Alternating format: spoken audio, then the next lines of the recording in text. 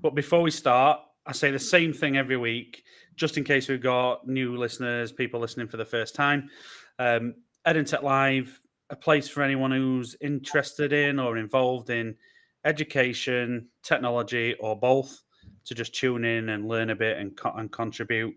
It's a chance to spotlight leaders in the space.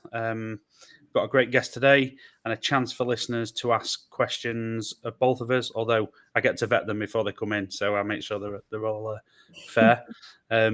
So feel free to comment if you're listening.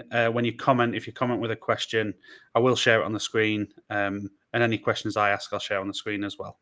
And the next thing I usually do is I just open up about how we actually met. So we met through, I think, LinkedIn. And respective, we both publish a newsletter on EdTech, and it's a weird one how I was drawn to your newsletter, because I used to run a business. I don't think I've told you this. I used to run a business called Maze Education, and my strapline was navigating the education maze. Oh, there you go. And your newsletter is called Navigating the EdTech Maze. So actually, my newsletter is not called Navigating the EdTech Maze. The newsletter itself, but it's for mistake. So the newsletter itself is called the EdTech Connection, and Navigating the EdTech Maze was a series of articles within the newsletter. But it's a fair mix-up, so do not worry about that. But yeah, there is a word maze in there. Yeah, so it is a great newsletter. I'd recommend anyone subscribes. Is it just on LinkedIn? It is just on LinkedIn for now, because I've just started issuing it. So it might be released on different platforms as well going forward. But for now, it's LinkedIn. And it's the EdTech Connection. I'm going to write it down because I got that wrong. So, correct. So you can tell me off afterwards. So now I've explained how we met. Shall we make a start? And do you want to tell the listeners a little bit about yourself? Yeah. So my name is Eva, and I do just repeat the name because it's a little bit confusing when you look at the spelling.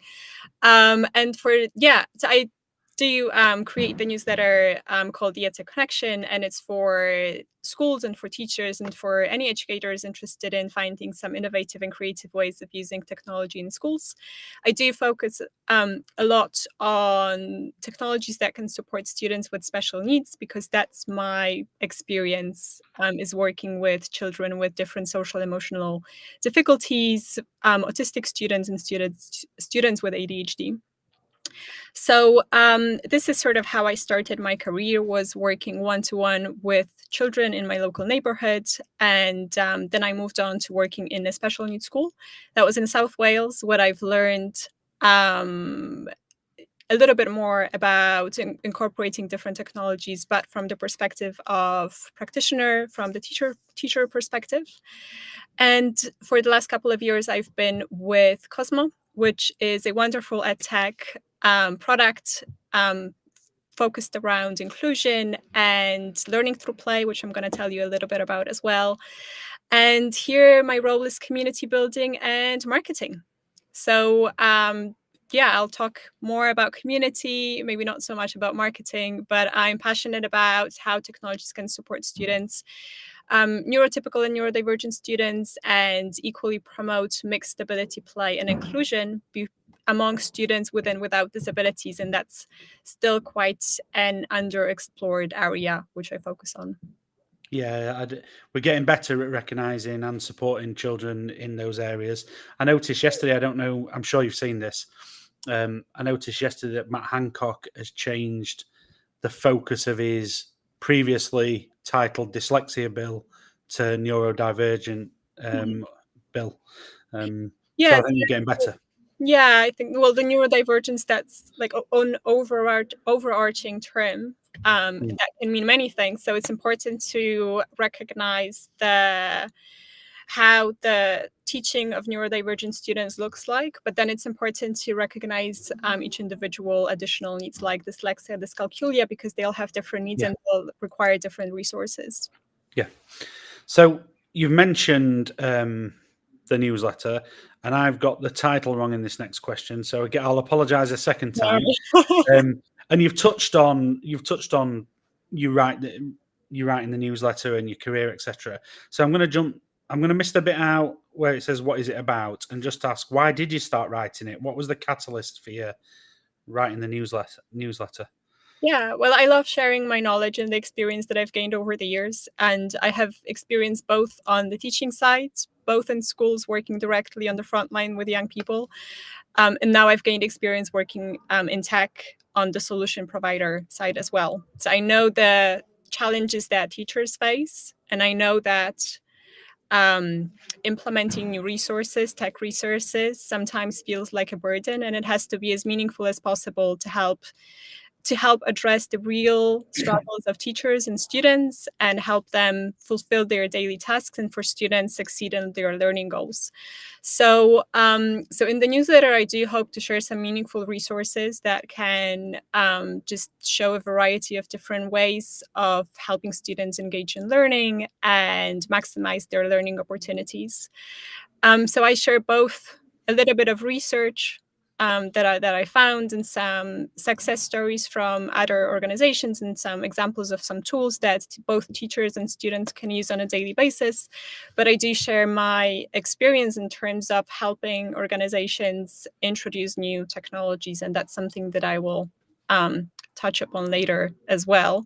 Yep. Just based on the schools that we work with at Cosmo and my previous experience, to make sure that we get really good at sort of narrowing down the abundance of different tools that are available online, because that can be very overwhelming.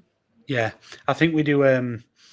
This is going to sound really critical, and I don't mean it to, but I think we sometimes do a terrible job in supporting schools. And when I say we, I'm talking about my background, sales originally, and I don't think we do enough to really get under the skin of their needs. And we do too much like feature bashing when we're selling, and that makes it even. You said it's hard for schools sometimes. We make it harder sometimes, and again, we're getting better at it. And one of the things that drew me to your profile was, and I don't expect you to answer this because I'm going to ask a question on it in a minute, but was the use of the phrase community building. And if we add value and we foster a sense of community, if what we're offering genuinely helps, then schools will buy anyway. So I think you're dead right. We need to support schools to identify the right solutions and then get them into the classroom. But we need to do that in a really sensible way through that community feel. No, absolutely. And that can be done either by connecting organizations that have similar experiences and they experience similar frustrations, and they can share their success stories. And, you know, one school might already be using some great products that could be a really good fit for school B. But it's also, as you said, we bash them with features, but that's not what they're interested in. So we have to focus on listening and identifying their pain points and then really finding solutions that address their problems. And technology is not always the answer. It's not like to fit in AI everywhere because that's the recent trend. But it has to be meaningful. Yeah. And it has to just address the issues. And there's no size that fits everyone. So it's not like, you know, this smart board is going to be the best solution for everyone. And I work in the assistive tech. Well, Cosmo is on the verge of educational technologies and assistive technologies. And what we make are those interactive accessibility switches, Bluetooth controllers that students with physical disabilities can use to access their daily devices. And there are so many different accessibility switches available on the market. And that's purely because there are so many different needs out there as well. So there's no one that's going to be perfect fit for everyone. Love it. Love it. So another thing that drew me to your profile was the phrase learning through play. And I think I can probably piece together what it is, but I might get this wrong. So for those that are listening, can you expand on what learning through play means? Yeah, that would be my pleasure.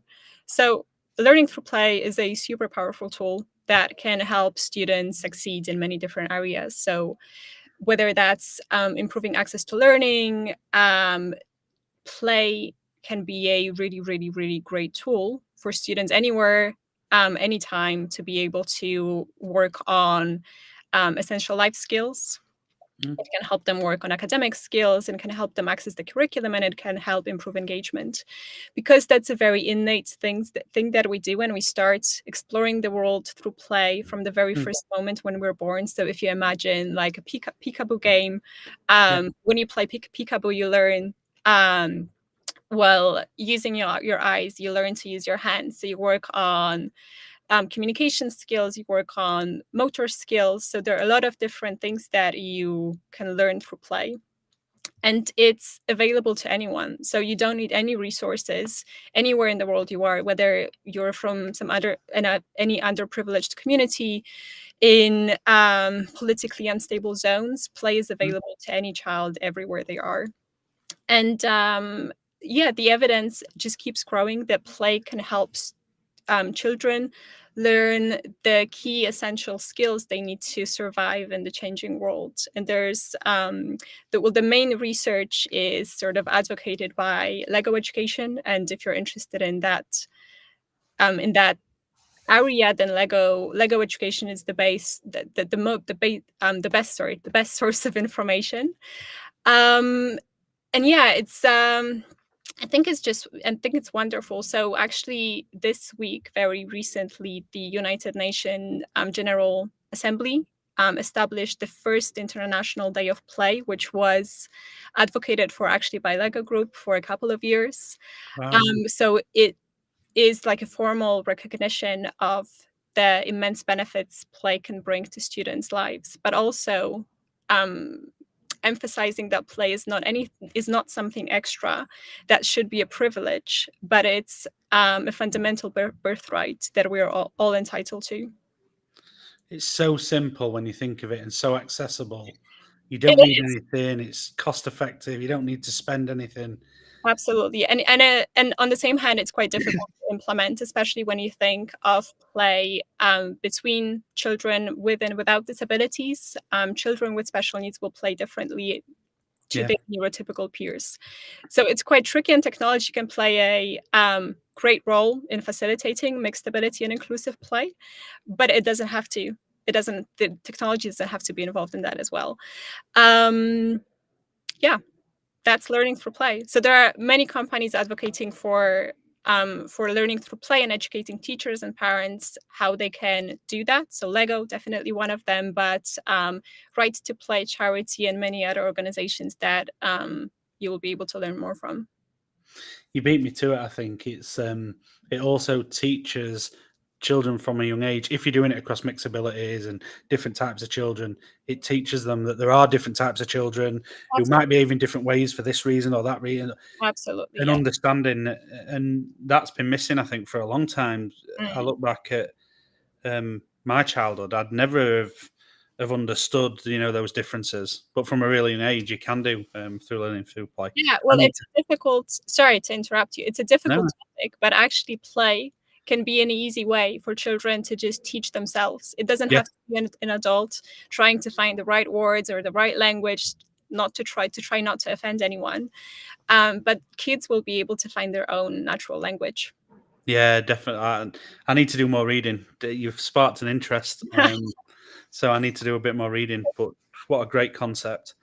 So I touched on the word community and said let's park it. I love the idea of community.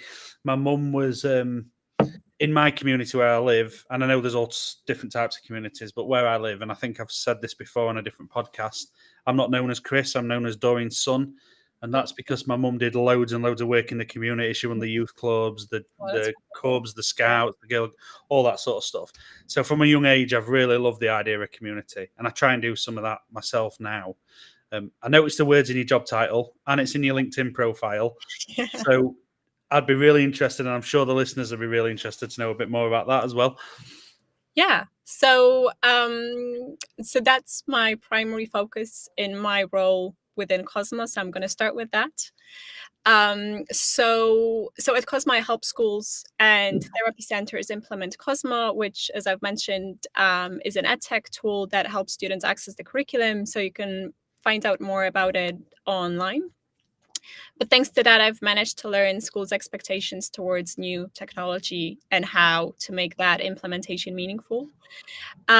So back when I started working at Cosmo, I worked in a special needs school, and my role was a STEM lead. So I was helping teachers find and implement different resources that could help improve students' access to STEM subjects. So I worked on implementing augmented reality and some programming apps to help students with social emotional difficulties to better engage in learning. But yeah, as I mentioned, that helped me sort of understand the challenges that come with implementing technology firsthand. So what I do at Cosma, I try to connect different organizations, different teachers to share their experiences through case studies around that technology adoption and the main frustrations and the main pain points, so that they can learn from each other and they can learn from meaningful examples, not just from product providers, Yeah. because they do not believe us and they do not trust us. And that's fair Yeah. enough, because we focus on product features, and we do have sales in mind, obviously, as a running business, but they have to learn from people that will actually tell them, yes, this has worked with our students and it's worth investing in money. Yeah. And they have to see the return on investment when they purchase. So what we do have to do as solution providers in that space is to have really deep understanding and be willing to listen to the educators and the therapists to then make sure that we address their concerns and we address their pain points. It's ticks such a big box. So I'm going to shoot myself here in the foot because I don't know the exact stats. I will share them with everyone afterwards. I'll put them in the comments. But I read a study, I think it was last year by BISA, that said, I think it was in the high 80%. So high 80s that teachers believe that technology can have an impact in the classroom and for children and young people. But it was in the low 20% of teachers that trusted the claims of edtech providers. So there's like a massive standoff there where they go, we know this can have an impact, but we don't really trust what you're saying.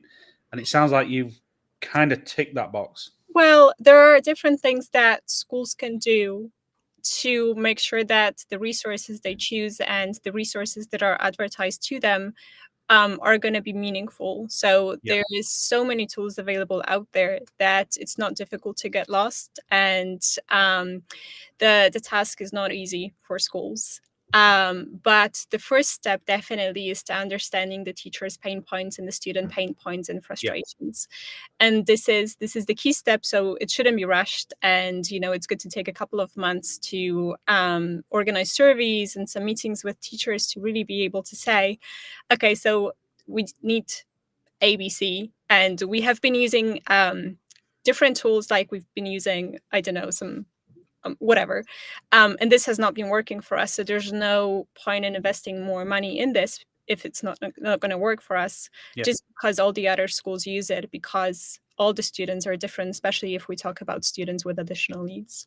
So then after you've narrowed down and you know what the main frustrations are, you can do a little bit of dig online, and then you can speak with other schools, and then you will be able to analyze the marketed products a little bit more critically and be able to say, okay, we don't need this, so that's done. But then also you have to answer some questions that will make sure that the product is usable and useful for you. So for example, if you've narrowed down and you say, let's say you have 5 products in your head that you could invest money in, then you have to answer, is the tool going to help my teachers deliver the curriculum, because that's the ultimate goal. But also, is it easy to use? Is it attractive enough for students? Is the design attractive enough for students so that they will want to use it every day? Because if the product is not fun, then the students will not want to use it, and then the whole principles of delivering the curriculum just falls through. The engagement is the first bit. So I will come back to the same thing again, that one size doesn't fit all. And Definitely. products have to be customizable, but that's a different thing. But just saying that one thing worked for someone else doesn't mean that it's going to work for us. And here I think it's also important to remember that we always talk about technological revolutions and transformations, and you use all those big words, which in truth are very scary to teachers, because teachers already have so much to do. And Yeah. telling them, oh, we're going to have technological revolution is not exciting at all. It just means more work and more hassle. So it has to be a gradual step, and it shouldn't be a revolution. It should be a process that's done Yeah. gradually. And, starting by investing some decent time in training for teachers so they really they buy in the value of the product.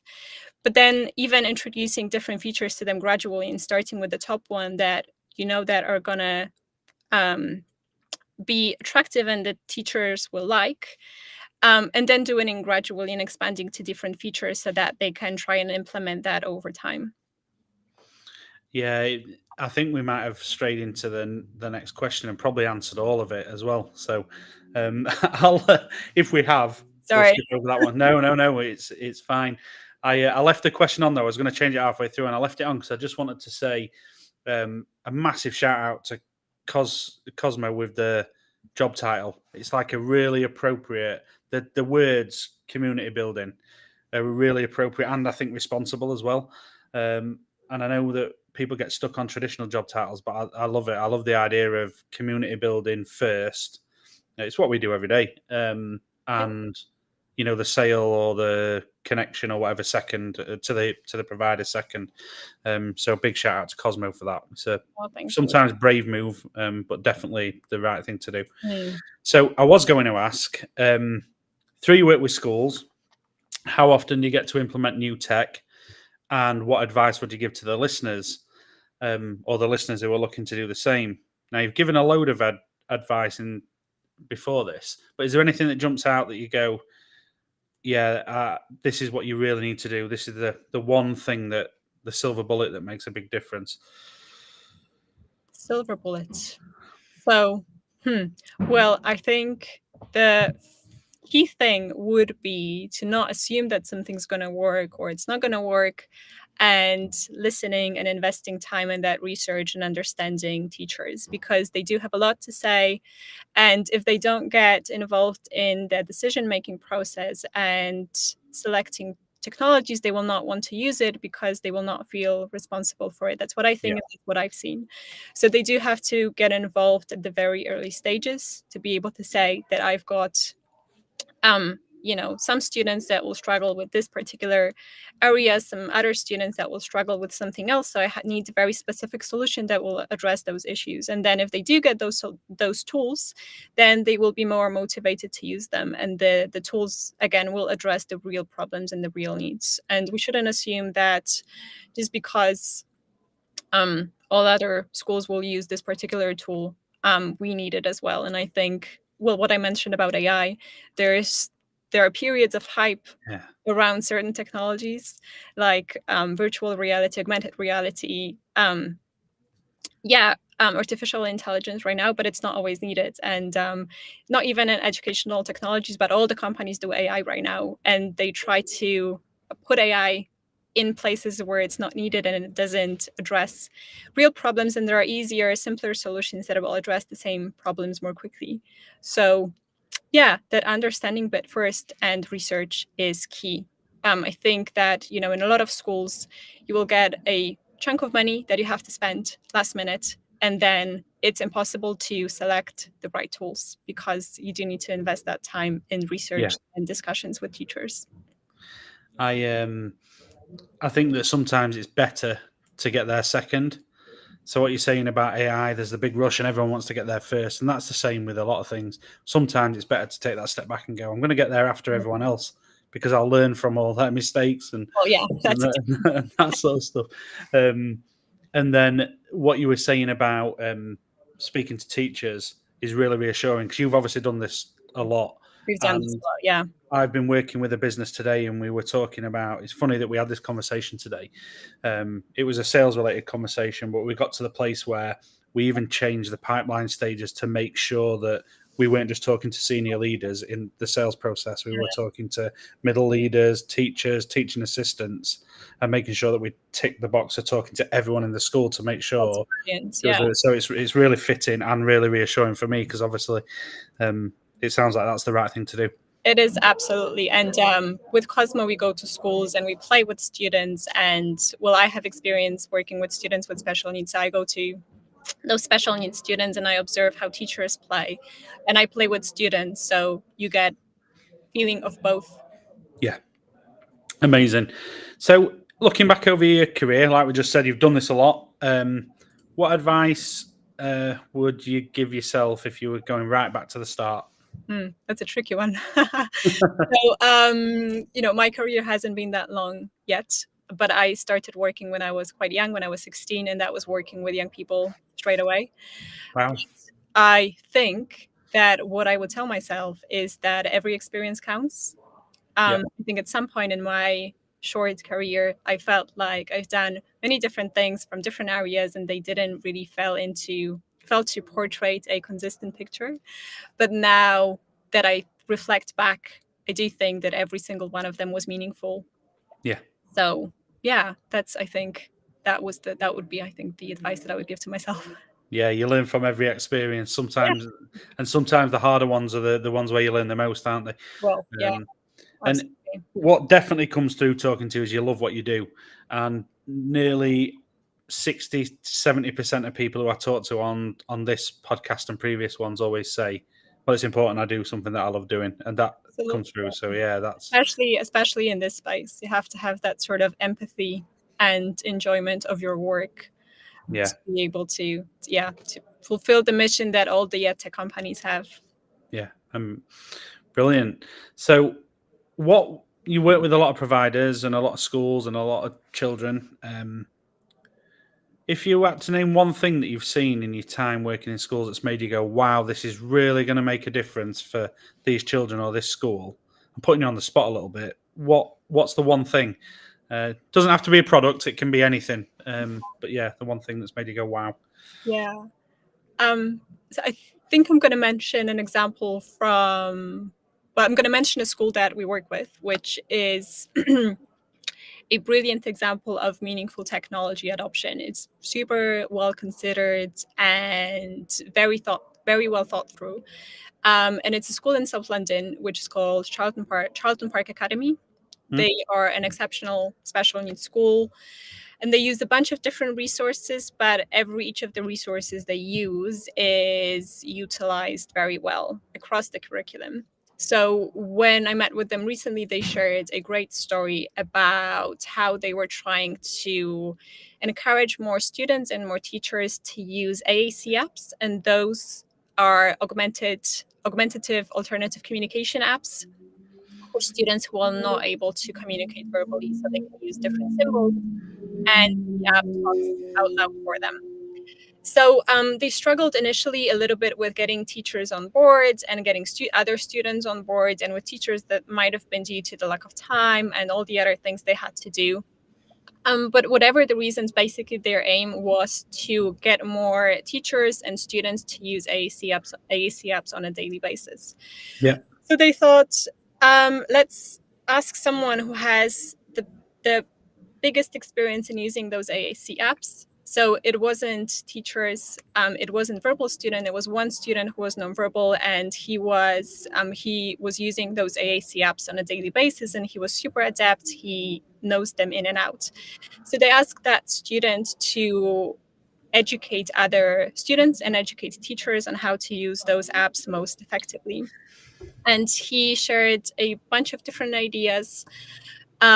He created posters for the AC Awareness Month. Wow. If you are interested in learning a little bit more about that, you can check it out on their website. But one thing he said was that if you want to choose an AAC app for your students, you have to try every single one that's available out there. And it might be a little bit tricky, but it just shows that thing that I mentioned a couple of times, that you really have to spend some time into researching the technologies to find that one that's going to address the specific needs. It's like with, I think, note-taking apps. There are so many of them out there. Yeah. We don't really think about that, but each of us will be using a different one. Yeah. So it's the same with technologies for students, and I think we tend to forget that. And there's I think this notion of designing for an average user, and that's the last thing I'm going to mention, sorry, because I'm being conscious of time. No worries. But this doesn't really work. And there's this great TED Talk, which I wanted to mention. It's by Todd Rose from Harvard School of Education. Yeah. He talks about exactly this wrong notion about designing for average learner. And he gives an example of Air Force designing plane cockpits for average pilots, and the fact that it's an impossible task because you have different heights, different builds. So just designing one chair per pilot is not going to work because it's not going to fit anyone.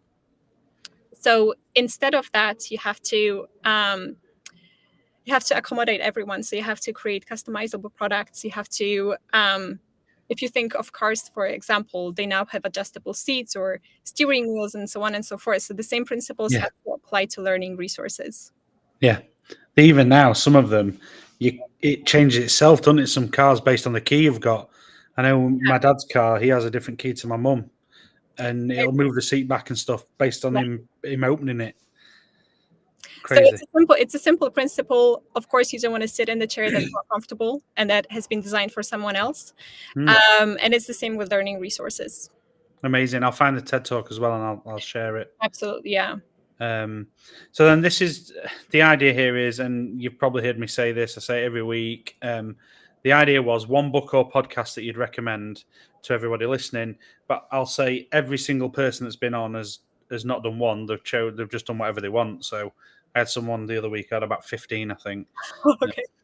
So it's up to you. Book or podcast and a podcast. Sure. Well, I would recommend that TED Talk by Todd Rose. Yeah. I think it can open your eyes. So that was one. I do listen to the EdTech podcast, which might be quite a common one that people will mention, but there's a really great one episode which is around neurodiversity and education. Yeah. Where Maureen Dunn talks about innovation around tech for neurodivergent children. And then different ideas around that. So she's an advisor around neurodiversity to Lego Education Group.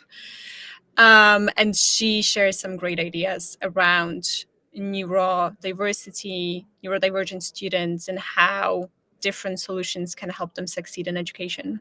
So I do recommend those two things. Amazing. Again, I'll share them afterwards. Great. So the last question from me is, I can't imagine anybody listens to this and doesn't go, wow, I want to know more. If people want to find out more about you, what you do, what we've talked about, where's the best place to find you? LinkedIn, I would say, or by emailing me. And I think I can give you my email address, and then you can share with anyone interested. Yeah, of course. Yeah, I can do that. Yes, but LinkedIn, definitely. If you're on LinkedIn, then feel free to get in touch with me. Amazing. So I've got no more questions. I've just got to say, well, I have to apologise to everyone for last week. It's been a really busy week with it being the end of term. I haven't chopped up last week's podcast yet, so that means that everyone's going to get loads and loads and loads of content this week because schools are off, and I've got 2 episodes to chop up and turn into different material. And then don't forget to do all that stuff that teenagers do. So we're on YouTube as well, so don't forget to like, subscribe, share, repost. Say it every time, but it's the best way for you to support what we're doing if you're a listener. And all that leaves me to say is thank you. I found that really, really interesting. Well, thank you. And I'll certainly be following some stuff up. I might do some reading first, so I feel like I'm on a more level playing field. It's a fascinating area. Simple concepts, but that can make a huge difference. Yeah. So thank you, everyone. And I'll